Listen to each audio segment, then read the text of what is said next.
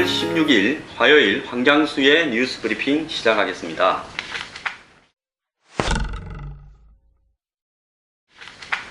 어제 정의화 의장은 이종걸 야당 원내대표와 국회법 개정안에 대해서 자구 수정을 마침내 완료하고 6월 15일자로 대통령이나 정부의 시행령에 대해서 강제적 수정을 국회가 요구하는 법안을 의장이나 이종걸 원내대표 말로는 강제성을 완화했다면서 정부로 송부를 했습니다.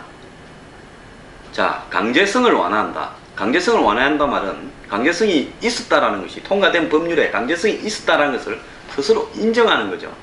자, 강제성이 완화되었다라면 100%에서 몇 프로로 완화됐다는 겁니까? 자, 법을 통과시킬 때 원안에 정부가 문제가 있다, 정부의 시행령에 문제가 있다, 국회가 법률에 어긋나기 때문에 고쳐라고 통보하면 정부가 검토해보고 고친다, 이런 정도의 법은 다 있었습니다. 그런데 그걸 굳이 새로운 법을 만들어 가지고 정부로 하여금 이제는 고치고 말고를 너네들이 결정하는 게 아니라 우리가 고쳐라고 수정 변경을 요구하면 정부는 처리하여 보고한다라고 글을 넣어서 법을 만들었던 것은 강제성을 확실히 하기 위해서 한 건데, 거기서 요구를 요청으로 딱 한자 바꿨는데 강제성을 완화했다고 법의 성격이 바뀌었다라고 이야기하고 있습니다. 근데 야당은 대통령이 거부권을 행사해서 국회가 정부와 경색되는 것을 방지하기 위한 것이지 강제성을 낮추었다라는 부분에 대해서 인정하지도 않고 어떠한 말도 하지 않습니다. 자, 이걸 가지고 애초에 상권 분립에 위배되고 위헌적 요소가 있다라고 주장해오던 청와대나 정부가 강제성을 낮추었고 국회가 성의를 보였으니까 우리는 그냥 이걸 수용해서 법을 공포하자, 이렇게 할 수 있겠습니까? 그렇게 할 수 없죠. 그래서 청와대는 거부권 행사를 하겠다라는 입장을 유지하고 있는 것으로 보이고요. 그러면 정의화 의장은 무엇 때문에 여야당을 끌어들여서 자구 수정을 해서 국회가 성의를 보였다라는 모습을 글자 하나 고치면 성의가 보이는 겁니까? 애초에 입법 취지는 사라져버리는 겁니까? 글자 한자로?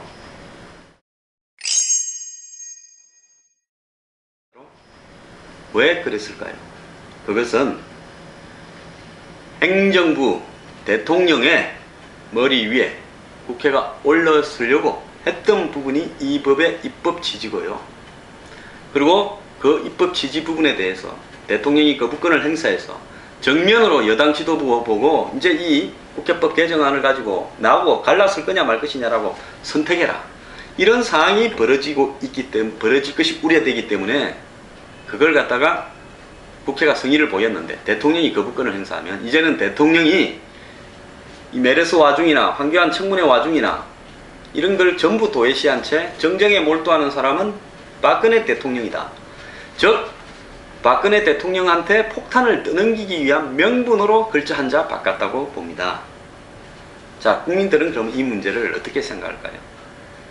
강제성을 갖기 위해서 뻔히 알고도 법을 통과시켰고, 그 강제성을 갖는다라는 것은 결국은 현행 대통령제에서 대통령의 권한을 약화시키고 국회가 우위에 서려고 했던, 또 앞으로 내각제를 추진하기 위한 여러가지 시도들이 담겨있는 의도된 입법 통과인데, 이 문제에 대해서 대통령이 거부권을 행사하지 못하도록 타이밍을 놓치게 만드는 그런 일을 어제 국회가 했습니다. 자, 대통령이 그러면 그렇다고 해가지고 이걸 거부권을 행사 안 하면 앞으로 어떤 일이 벌어지겠습니까? 자, 여기에서 가장 패자는 박근혜 대통령이 될 겁니다. 자, 박 대통령은 이제 국회에 끌려다니고 국회가 정부의 대통령 명령부터 총리령, 장관령까지 모든 부분에 시비를 걸기 시작하면 감당이 불가한 상태가 벌어진다. 자, 대통령의 권위는 실추되고 정부의 권위는 실추된다. 이걸 감수를 할래 말래? 자, 이런 부분을 갖다가 지금 보이는 겁니다. 근데 대통령이서 꼬리를 빼면 어떻게 되겠습니까? 결국은 대통령은 이제는 내 임덕이 왔다, 아니다 내덕이다, 이렇게 될 겁니다. 그래서 박근혜 대통령은 거부권을 행사할 걸로 보이고요. 그 시기는 23일 국무회의가 있는 날이냐, 안 그러면 30일이냐, 양자택일인데 두 날 중에서 제가 볼 때는 조금은 늦출 수도 있다고 봅니다. 왜 늦출 수 있느냐? 그렇게 해야 또 정쟁, 메르스 와중에서 대통령이 정쟁을 한다라는 구실을 갖다가 주지 않고, 또 황교안 청문회를 지금 계속 야당이 늦추고 있지 않습니까? 여야가 짜고 저럴 수도 있어요.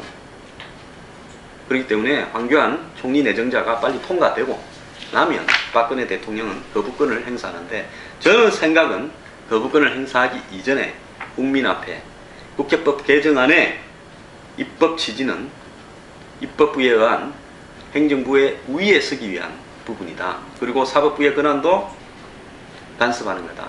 이렇기 때문에 이 부분을 갖다가 감당할 수 없고, 내가 이 부분을 방치할 경우에는 결국은 행정부는 앞으로 제대로 꾸려갈 수 없는 사태가 벌어지기 때문에 부득이 거부권을 행사하게 되었다 라고 국민 앞에 담화를 통해서 발표하고 행사해야 될 것으로 보입니다.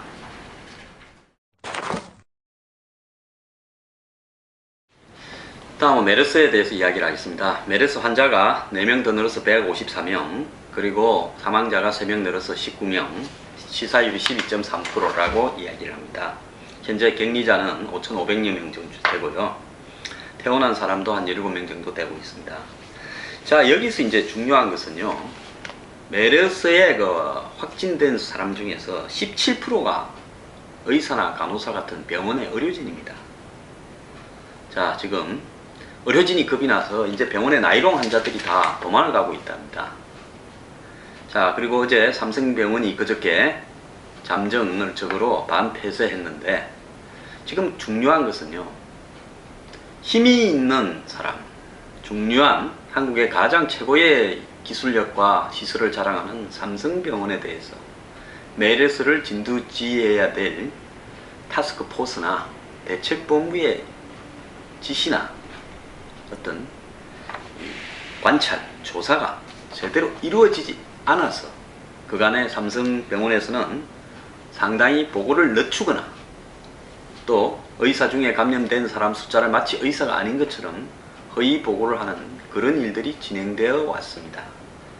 가장 중요한 것은요, 메르스가 국가 재난에 준하는 중대한 사태라면 그 사태를 지휘하는 부분에 있어서, 예를 들어서 중앙 대책본부가 있으면, 타스크포스 팀이 있으면, 거기에서의 수장은 메르스와 관련된 모든 문제에서 대통령보다 더 중대한 권한을 가지고 지시하고 지령을 내리고 모든 책임을 지는 그런 위치에 있어야 되는 겁니다. 외국에 가서 보면요, 공항에서 비행기가 추락하면 그 지역을 담당하는 소방본부의 책임자가 최고의 권위를 가집니다. 그래서 비행기 추락 사고에 대해서 모든 지시와 진두지휘와 각종 여러 기관들에 있는 인물들에 대해서, 또 민간에 대해서, 항공사에 대해서, 공항에 대해서 진두지휘를 합니다. 거기에 대통령이나 언론이나 장관이나 어느 누구도 간섭할 수 없게 되어 있습니다. 국가 재난에 대응하는 모습은 시스템에 의해서 움직여야 되고, 시스템은 그 시스템에 충분한 힘과 권위가 주어졌을 때 가능합니다. 이번에 메르스가 확산되는 사태, 이제는 4차 감염자까지 나오고 있습니다. 4차 감염자가 5명이나 되고 있어요. 그러면서 한국 최대의 병원이 절반쯤 되는 메르스 확진자를 낳아버렸습니다. 그리고 그 병원에서 흩어진 상당한 그 병원을 출입한 사람, 입원 환자, 응급실 갔던 사람들이 전국에 메르스를 갖다가 퍼뜨리고 있습니다. 그래서 이제 거의 전국의 도시마다, 메르스가 주요 도시마다 다 나왔어요, 환자들이. 자, 이건 뭘 의미하는 겁니까? 아무리 힘이 센 집단과 그 인물들이 있다 하더라도 거기에 대해서 정부가 폐쇄하고, 더 나아가서 정확하게 현황을 조사하고, 그리고 속였을 때는 그 부분에 대해서 강력하게 처벌하고 하는 정부의 권위를 갖다가 가져야 됨에도 불구하고, 메르스를 진두지휘하는 대책본부나 타스크포스에 있는 사람들이 힘이 센 대상에게는 제대로 지시를 하지 못하고 상황을 파악하지 못하고 있다는 한국의 특유한 문화가요, 오늘날 메르스 확산을 불러일으키고 있는 겁니다. 메르스는 이제는 한국에 와서 완전히 메르스 공식, 기존에 알려졌던 메르스에 대한 병에 대한 각종 감염 경로라든지 역학 관련되는 어떤 부분들이 다 무너져 버렸습니다. 뭐 2m 이내에 1시간, 침방울 이런 것도 다 무너졌고요. 더 나아가서 최대 잠복 기간이 14일이라 했는데 18일 된 환자도 나왔습니다. 4차 감염은 없댔는데 5명이나 나왔습니다. 건강한 사람은 안 걸린댔는데 건강한 사람일수록 더 메르스에 걸리면 사망이 빨라지는 일종의 면역이 센 사람일수록 염증이 강하게 폐에 작용하는 이런 일도 생기고 있습니다. 그래서 메르스를 대해서 왜 대처 못하냐 이런 비판보다는요. 한국에 와서 메르스가 코러스로 변해서 지역 풍토병처럼 되어가는 상황에서 한국 특유의 관료 문화와 힘이 센 자에게 말을 하지 못하고 통제하지 못하는 문화, 그리고 또 그런 부분에 대해서 언론이 침묵하는 문화, 또 정치인들이 이런 부분을 가지고 선동하는 문화, 이런 것들이 뒤섞이고 한국의 역대까지 병원을 돗대기 시장처럼 이용하고 또 거기에 방문하고 하는 한국 특유의 병원 문화, 이런 것들이 다 뒤엉켜서 오늘날 메르스는 한국 사회가 가지고 있는 일반적인 문제점들이 총체적으로 폭발되어 터져나오는 양상을 낳고 있는 겁니다. 메르스는 병 자체가 문제가 아니라요. 한국 사회에 메르스를 확산시키는 사회 시스템이 메르스를 통해서 확실히 드러나 버렸다는 데 우리가 주목을 해야 될 것 같습니다.